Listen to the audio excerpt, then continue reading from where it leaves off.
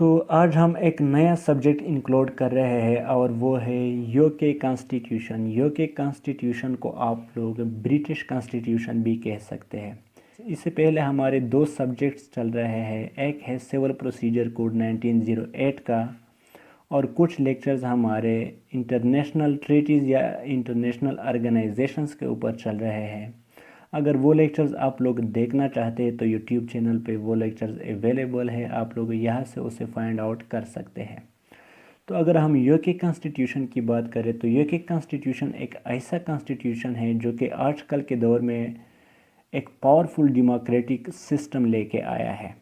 دنیا میں جو آج کل ڈیموکریٹک سسٹم چل رہا ہے یہ ایکچولی یو کے کانسٹیٹیوشن سے اوریجنیٹ ہوا ہے۔ گریٹ بریٹن کو مادر آف ڈیموکریسی بھی کہتے ہیں۔ یہی وجہ ہے کہ یو کے کانسٹیٹیوشن کو یا اس کے ڈیموکریٹک سسٹم کو بہت سارے کنٹریز نے ڈائریکٹلی اپنایا ہوا ہے یا انڈائریکٹلی اس میں کچھ موڈیفیکیشن کر کے اس کا جو ڈیموکریٹک پروسیجر ہے اس کو اڈاپٹ کیا ہوا ہے۔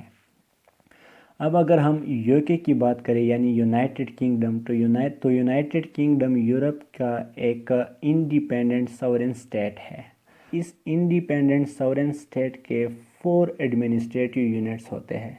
ان 4 ایڈمنسٹریٹو یونٹس میں ایک انگلینڈ ہے، ایک ویلز ہے، ایک اسکاٹ لینڈ اور ایک ناردرن آئرلینڈ ہے۔ اب اگر ہم انگلینڈ، ویلز اور اسکاٹ لینڈ کی بات کریں تو ان تینوں کو کمبائنلی ہم گریٹ بریٹن کہتے ہیں۔ ناردرن آئرلینڈ جو ہے یہ گریٹ بریٹن میں نہیں آتا۔ تو گریٹ بریٹن اور ناردرن آئرلینڈ کو ملا کے یا ان چاروں کمپوننٹس کو ملا کے یونائٹڈ کنگڈم بنتا ہے۔ اب اس یونائٹڈ کنگڈم کا ایک سینٹرل گورنمنٹ ہوتا ہے اور وہ سینٹرل گورنمنٹ ان چاروں ایڈمنسٹریٹو یونٹس کو گورن کرتا ہے۔ اس سینٹرل گورنمنٹ کا ایک پارلیمنٹ ہوتا ہے اور اس پارلیمنٹ میں 3 چیزیں ہوتی ہے، یعنی یہ پارلیمنٹ 3 چیزوں سے بنا ہے۔ اس میں ایک ہوتا ہے ہاؤس آف کامنز، اس کو آپ لوور ہاؤس بھی کہہ سکتے ہیں۔ دوسرا اس میں ہے ہاؤس آف لارڈز، اس کو آپ اپر ہاؤس بھی کہتے ہیں، اور تیسرا اس میں کنگ ہوتا ہے۔ تو ان تینوں کو ملا کے یو کے کا پارلیمنٹ بنتا ہے۔ اب اگر ہم ہاؤس آف کامنز کی بات کریں تو ہاؤس آف کامنز میں 650 ممبرز ہوتے ہیں اور ان ممبرز کو لوگ ڈائریکٹلی اپنے ووٹ سے الیکٹ کرتے ہیں، یعنی یہ لوگوں کے الیکٹڈ ریپریزنٹیٹیوز ہوتے ہیں۔ جس طرح انڈیا میں لوک سبھا اور پاکستان میں نیشنل اسمبلی ہے، وہاں کے ممبرز لوگ ووٹ کے ذریعے سے منتخب کرتے ہیں، اسی طرح یو کے میں ہاؤس آف کامنز کے جو ممبرز ہوتے ہیں انہیں لوگ ووٹ کے ذریعے سے منتخب کرتے ہیں یا الیکٹ کرتے ہیں۔ تو اگر ہم ہاؤس آف کامنز کی بات کریں، اس کی کانسٹیٹوئنسی کی بات کریں کہ ان 4 ایڈمنسٹریٹو کے کتنے سیٹس ہے ہاؤس آف کامنز میں، تو یونائٹڈ کنگڈم کا جو انگلینڈ ایڈمنسٹریٹو یونٹ ہے یہ ایک لارجسٹ کمپوننٹ ہے اور اس کے جو سیٹس ہے ہاؤس آف کامنز میں وہ ہے 533۔ ویلز کے جو سیٹس ہے وہ 40 ہے، اسکاٹ لینڈ کے 59 ہے اور ناردرن آئرلینڈ کے 18 سیٹس ہے ہاؤس آف کامنز میں۔ تو یو کے میں ہمیشہ سے 2 پارٹیز سسٹم آ رہا ہے، 2 پولیٹیکل پارٹیز ہوتی ہے جس میں ایک گورنمنٹ میں آتی ہے اور ایک اپوزیشن میں آتی ہے، باقی چھوٹی پارٹیز کے سیٹس بہت کم ہوتے ہیں۔ کرنٹلی جو گورنمنٹ ہے وہ کنزرویٹو پارٹی کے ہے، یعنی پریویس الیکشنز میں کنزرویٹو پارٹی نے 365 سیٹس لیے تھے اور اپوزیشن میں لیبر پارٹی ہے، اس کے سیٹس جو تھے وہ 202 ہے۔ تو پرائم منسٹر جو ہوتا ہے وہ بھی ہاؤس آف کامنز سے ہی آتا ہے اور کرنٹ جو پرائم منسٹر ہے وہ بورس جانسن ہے کنزرویٹو پارٹی کے۔ اب پرائم منسٹر جو ہوتا ہے یہ جب منتخب ہوتا ہے تو یہ اپنی گورنمنٹ بناتا ہے، یعنی منسٹرز اپوائنٹ کرتا ہے۔ ان منسٹرز کو اپوائنٹ کرنے کے لیے کنگ جب یہاں پہ میجارٹی پارٹی آتی ہے تو اس کے لیڈر کو کنگ کال کر دیتا ہے اور ان سے کہتا ہے کہ آپ اپنی گورنمنٹ بنائیں۔ تو پرائم منسٹر منسٹرز کا ایک لسٹ بنا کے کنگ کو بھیج دیتا ہے اور کنگ اسے اپروو کر دیتا ہے۔ کنگ کے پاس یہ رائٹ ہے کہ وہ ان کو ایڈوائز دے دے یا ریکمنڈیشن دے دے کہ ان کو منسٹری میں ڈال دے اور ان کو نکال دے، لیکن عموماً ایسا ہوتا نہیں ہے، پریکٹیکلی ایسا نہیں ہوتا۔ جو لسٹ یہ بھیج دیتا ہے کنگ اسی کو ہی اپروو کر دیتا ہے۔ اب پرائم منسٹر کے پاس یہ بھی پاور ہے کہ وہ کنگ کے ذریعے سے اس پارلیمنٹ کو ڈیزالو کر دے۔ Dissolution of parliament means dissolution of House of Commons, جس کے بعد دوبارہ الیکشن ہوتے ہیں، جنرل الیکشن ہوتے ہیں۔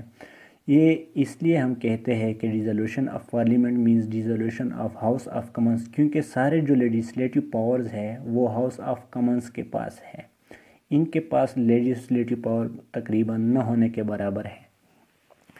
تو اگر اب ہم ہاؤس آف لارڈس کی بات کریں تو ہاؤس آف لارڈس میں کرنٹلی راؤنڈ اباؤٹ 800 ممبرز ہوتے ہیں، لیکن اس کے ممبرز جو ہوتے ہیں وہ لوگ ووٹ کے ذریعے سے الیکٹ نہیں کرتے، بلکہ ڈیفرنٹ پروسیجر اور ڈیفرنٹ بیک گراؤنڈ سے آتے ہیں۔ ان کے ممبرز کو آپ لارڈز بھی کہہ سکتے ہیں اور ان کے ممبرز کو آپ پیئرز بھی کہہ سکتے ہیں۔ تو ان کے جو ممبرز ہیں وہ کچھ ہیریڈیٹی بیسس پہ آتے ہیں، یعنی شروع سے وہ اس ہاؤس آف لارڈس کے ممبرز ہوتے آ رہے ہیں۔ کچھ ممبرز جو ہوتے ہیں وہ ریال فیملی سے ہوتے ہیں، پرنسز اس میں ہوتے ہیں۔ کچھ ممبرز جو ہوتے ہیں وہ لائف پیئرز ہوتے ہیں، زیادہ تر جو اس کی اسٹرینتھ ہے وہ لائف پیئرز کی ہے۔ اور ان میں جو میجارٹی ممبرز ہوتے ہیں وہ ہاؤس آف کامنز اپوائنٹ کرتے ہیں کنگ کے ذریعے سے۔ یہاں پہ جو پرائم منسٹر ہوتا ہے وہ ریکمینڈ کر دیتا ہے نیمز کنگ کو، اور کنگ اس کی اپوائنٹمنٹ کرتا ہے ہاؤس آف لارڈز میں۔ لیکن یہاں پہ اپوزیشن پارٹی کا جو لیڈر ہوتا ہے اس کو بھی کچھ رائٹس دیے گئے ہیں کہ اب بھی کچھ لوگوں کی ریکمنڈیشن دے دے کنگ کو تاکہ وہ بھی ہاؤس آف لارڈز کے ممبرز بنیں۔ اب اگر ہاؤس آف لارڈس کی ہم بات کریں تو یہاں پہ ڈیفرینٹ فیلڈ کے ایکسپرٹس ہوتے ہیں۔ ہاؤس آف لارڈز میں ایکس جو منسٹرز ہوئے وہ بھی ہوتے ہیں، لا ایکسپرٹس ہوتے ہیں اینڈ سو آن۔ اب اگر ہم ہاؤس آف لارڈس کی بات کریں تو یہ ہاؤس آف لارڈس جو ہے یہ ہائیسٹ کورٹ آف اپیل بھی ہے۔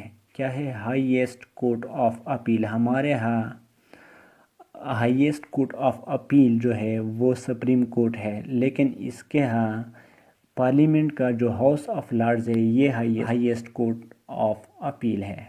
تو یہاں کے جو لا لارڈز ہوتے ہیں، یعنی لا کے ایکسپرٹس ہوتے ہیں، وہ اپیل کو سنتے ہیں، اور جب ان کی سیٹنگ ہوتی ہے تو باقی جو ممبرز ہیں وہ اس میں حصہ نہیں لیتے، صرف لا لارڈز ہی اپیل سن سکتے ہیں اور ڈیسیژن دیتے ہیں۔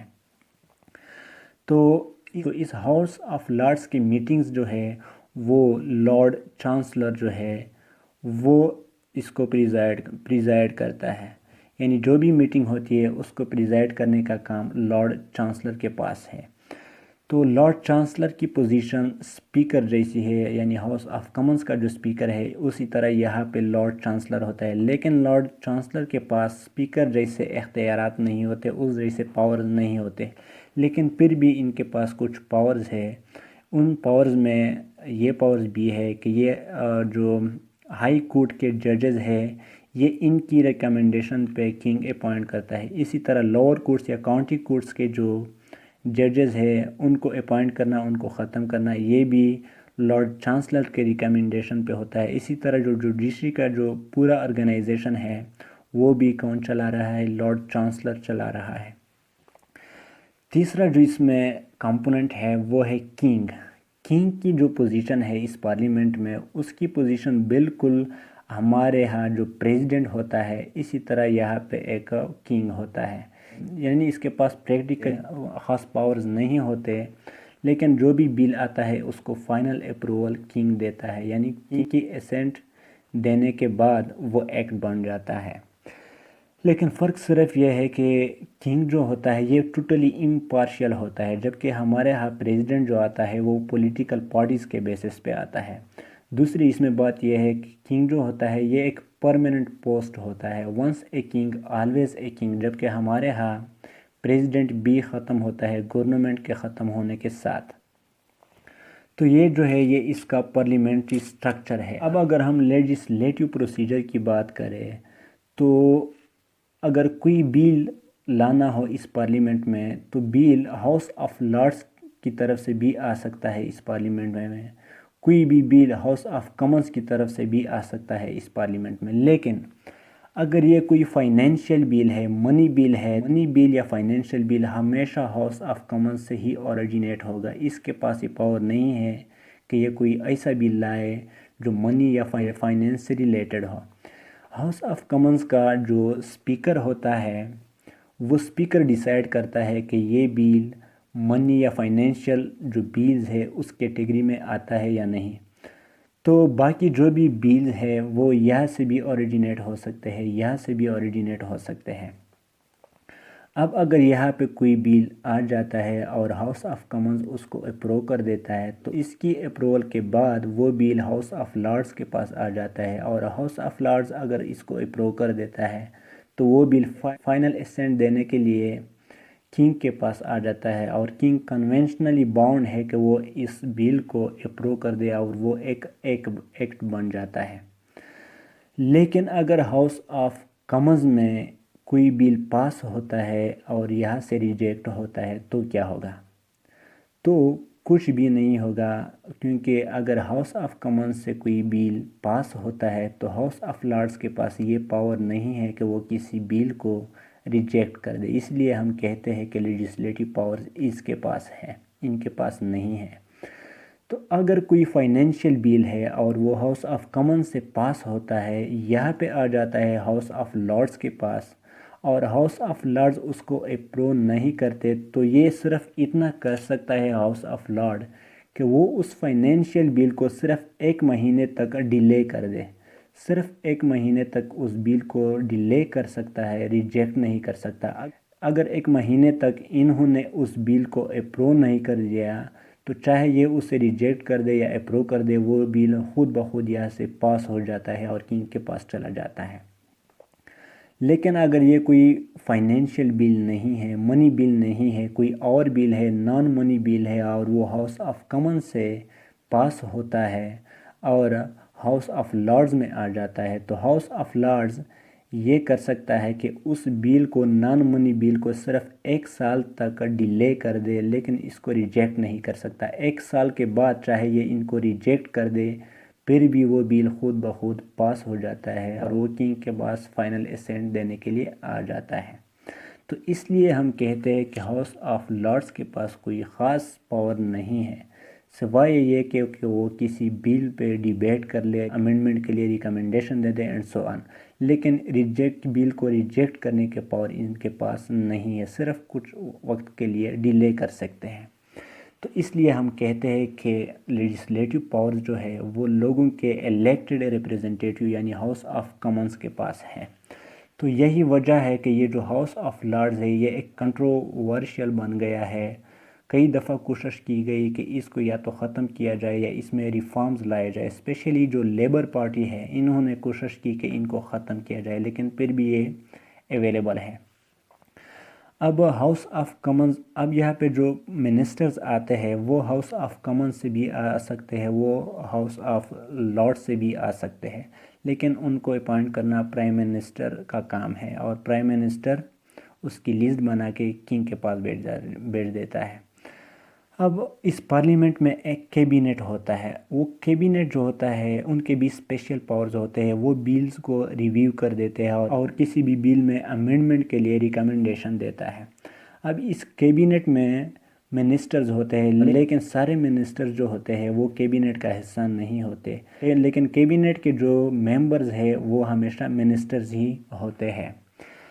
اب یہ تو پارلیمنٹری سٹرکچر تھا، ایک کانسٹیٹیوشنل ڈیولپمنٹ تھی یو کے کی۔ اب سوال یہ ہے کہ یہ جو کانسٹیٹیوشنل ڈیولپمنٹ ہے، یہ جو ڈیموکریٹک سسٹم ہے، یہ کیسے اوریجنیٹ ہوا، یہ کیسے ہمارے پاس آ گیا، یہ ہاؤس آف لارڈز کب اور کیسے بنا، ہاؤس آف کامنز کب اور کیسے بنا، یہ کیبینٹ سسٹم جو آج کل چل رہا ہے یہ کیسے آیا، یہ پرائم منسٹر کا آفس کیسے اور کب آیا، یہ ہم ڈسکس کریں گے نیکسٹ لیکچر میں۔ اور اس کے ساتھ ساتھ ہم یہ بھی ڈسکس کریں گے کہ جب کہ گریٹ برٹن میں کنگ شپ کا دور تھا، سارے پاورز جو تھے وہ کنگ کے پاس تھے، کنگ سورس آف لاز بھی تھا، کنگ ایگزیکٹو بھی تھا، king highest court of justice بھی تھا، لیکن کنگ سے یہ پاورز پارلیمنٹ کے پاس کیسے آئے۔ اور ساتھ میں ہم یہ بھی ڈسکس کریں گے کہ جب ہاؤس آف کامنز اور ہاؤس آف لارڈس کے جو پاورز تھے وہ ایک جیسے تھے، 50-50 تھے، لیکن ہاؤس آف لارڈس سے جو پاورز تھے وہ ہاؤس آف کامنز کے پاس کیسے اور کب آئے، یہ چیزیں ہم ڈسکس کریں گے نیکسٹ لیکچر میں۔ تب تک کے لیے گڈ بائے۔